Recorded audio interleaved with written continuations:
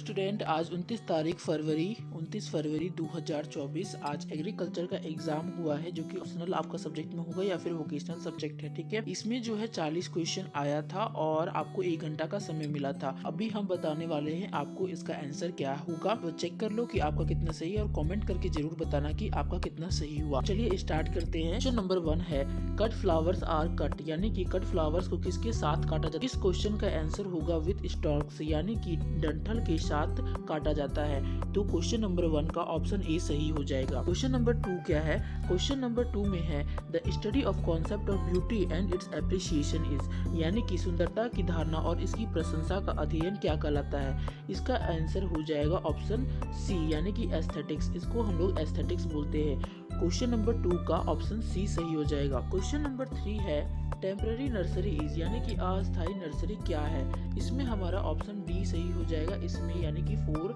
Seasonal planting होता है, nursery 8 site में होता है और 4 planting in forest and hill area. इसमें हम टेम्पररी नर्सरी कर सकते हैं। तो 3 का जो ऑप्शन डी है वो सही हो जाएगा। क्वेश्चन नंबर 4 है cytokinin hormone is that which helps in, यानी कि साइटोकाइनिन एक हार्मोन है जो कि किस चीज में हेल्प करता है। तो ये हेल्प करता है सेल डिवीजन में। तो 4 का ऑप्शन ए जो है वो सही हो जाएगा। क्वेश्चन नंबर 5 है the common size of sand is, यानी कि सैंड का कॉमन साइज क्या होता है। तो ये हमारा होता है 0.05 से लेकर 2.0 mm तक, यानी कि 5 का ऑप्शन बी सही हो जाएगा। क्वेश्चन नंबर 6 है in nursery for the reclamation of soil the quantity of formalin being poured इन, यानी कि नर्सरी मिट्टी के विसंदूषण के लिए डाले गए फॉर्मेलिन की मात्रा क्या होती है। तो इसकी मात्रा होती है 0.25%, यानी कि 6 का ए जो है सही हो जाएगा। क्वेश्चन नंबर 7 है generally it advantages to dumping of by, यानी कि डंपिंग ऑफ में आमतौर पर किसके द्वारा लाभ मिलता है। तो हमारा हो जाएगा ऑप्शन ए, यानी कि स्ट्रॉन्ग सनसाइन।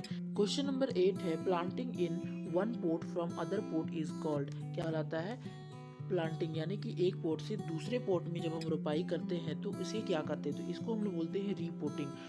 क्वेश्चन नंबर 8 का सी जो है वो सही हो जाएगा। क्वेश्चन नंबर 9 है for making the field plans the tool use is called, तो खेत को समतल करने के लिए जिस औजार का यूज होता है उसे हम लोग प्लैंक कहते हैं, यानी कि 9 का जो है आंसर डी हो जाएगा। क्वेश्चन नंबर 10 है cultivator helps to maintain good, इसका आंसर हो जाएगा ऑप्शन ए, यानी कि कल्टीवेटर क्या हेल्प करता है, कल्टीवेशन में हेल्प करता है, जुताई के लिए हेल्प करता है।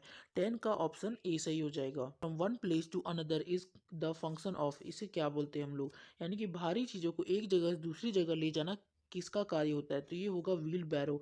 11 का सी जो है वो सही हो जाएगा। क्वेश्चन नंबर 12 है in acidic soil mainly dash infectants grow, इसमें हमारा फंगस जो है वो तेजी से ग्रो करती है एसिडिक सॉइल में। क्वेश्चन नंबर 13 है the pH value of black soil is different from, यानी कि काली मिट्टी का पीएच का मान क्या होता है। ये होता है 7.2 से लेकर 8.5। 13 का ऑप्शन ए सही हो जाएगा। क्वेश्चन नंबर 14 है desert soil is sandy soil which is found in, desert soil है यानी कि रेगिस्तानी मिट्टी रेतीली मिट्टी है, कहाँ पाई जाती है। तो ये लेस रेन में पाई जाती है, यानी जहाँ कम वर्षा वाले क्षेत्र में ये पाई जाती है। 14 का ऑप्शन ए हो जाएगा सही। 15 क्वेश्चन नंबर है to give different direction and shape of plant is known as, इसे क्या कहते हैं। पौधे को भिन्न दिशा और आकार देना क्या कहलाता है, प्रूनिंग कहलाता है, यानी कि छटाई कहलाता है। 15 का ए हो जाएगा आंसर। क्वेश्चन नंबर 16 है how many elements are necessary for growth of plants, elements जो है वो जरूरी होते हैं किसी भी प्लांट के वृद्धि के लिए। तो ये हो जाएगा हमारा 16, यानी कि 16 का ए 16 का ऑप्शन ए सही हो जाएगा। क्वेश्चन नंबर 17 है after extracting oil the rest solid layer are known as, यानी कि तेल निकालने के बाद शेष बची ठोस परतों को डैश के रूप में जाना जाता है। इसे हम किस रूप से जानते हैं, तो इसे हम ऑयल केक के रूप में जानते हैं। सॉलिड लेयर को हम लोग ऑयल केक के रूप में जानते हैं। तो 17 का ऑप्शन बी सही होगा। क्वेश्चन नंबर 18 है the fertilizer supplying more than one nutrient is called, एक से अधिक पोषक तत्वों की आपूर्ति करने वाले उर्वरकों को क्या कहा जाता है। तो इसे हम लोग कहते हैं मिक्स्ड फर्टिलाइजर, मिश्रित उर्वरक इसे कहा सकता है। 18 का डी आंसर सही है, मिक्स्ड फर्टिलाइजर इसका आंसर होगा। क्वेश्चन नंबर 19 है in which form is nitrogen easily available to plant, पौधों को नाइट्रोजन किस रूप में आसानी से उपलब्ध है। तो ये हमारा नाइट्रेट के रूप में उपलब्ध है। 19 का बी आंसर सही है। क्वेश्चन नंबर 20 है manure and fertilizer can be applied, खाद और उर्वरक डैश डाले जाते हैं। किस में डाले जाते हैं?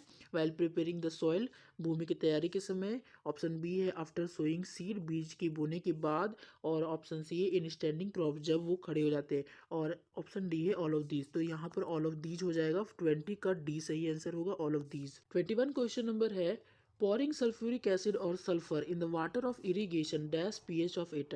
सिंचाई के पानी में सल्फ्यूरिक एसिड या सल्फर डालने से उसका pH क्या होता है? डिक्रीज होता है, यानी कि कम हो जाता है। ऑप्शन बी हो जाएगा इसका सही आंसर, 21 का बी। 22 क्वेश्चन नंबर है the damaging stage of the insect related to Diptera family is. Diptera परिवार से संबंधित कीड़ों का हानिकारक चरण डैश है, इसे हम लोग क्या बोलते हैं? Adult and maggots. Option B इसका सही हो जाएगा, 22 का बी, एडल्ट एंड मैगोट्स इसका आंसर सही है। 23 क्वेश्चन है द एबनॉर्मल ग्रोथ और speck like structure is the damaging signal of.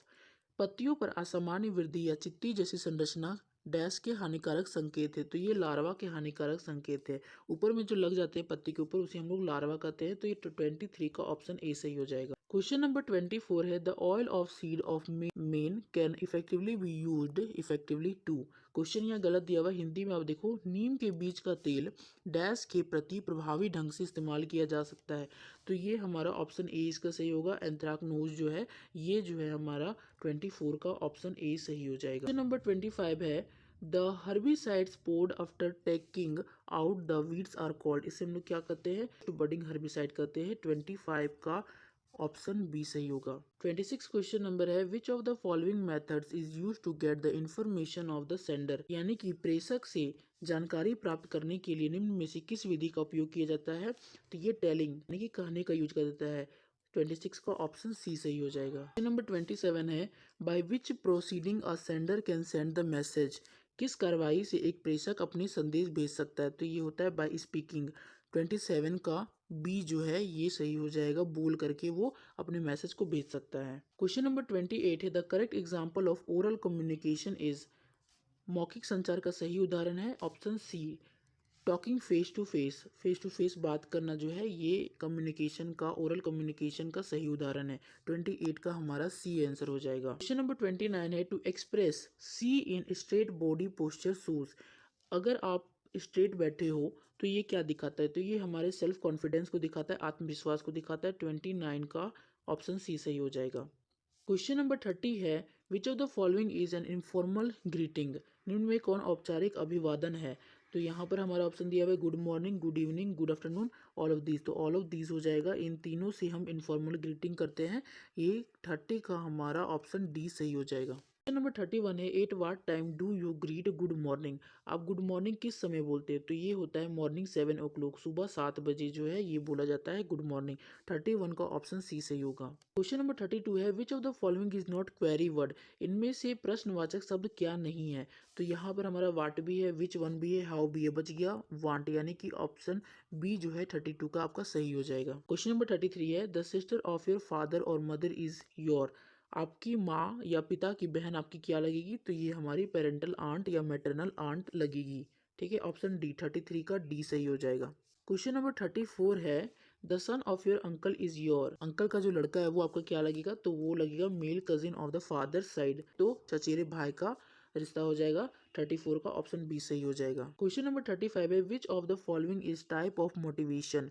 इनमें से कौन सा मोटिवेशन का एक प्रकार है, प्रेरणा का एक प्रकार है? इंटरनल, एक्सटर्नल, इंटरमीडिएट या फिर ए और सी। तो आंसर इसका हो जाएगा डी, ए और सी, यानी कि इंटरनल और इंटरमीडिएट ये दोनों प्रेरणा के प्रकार हैं।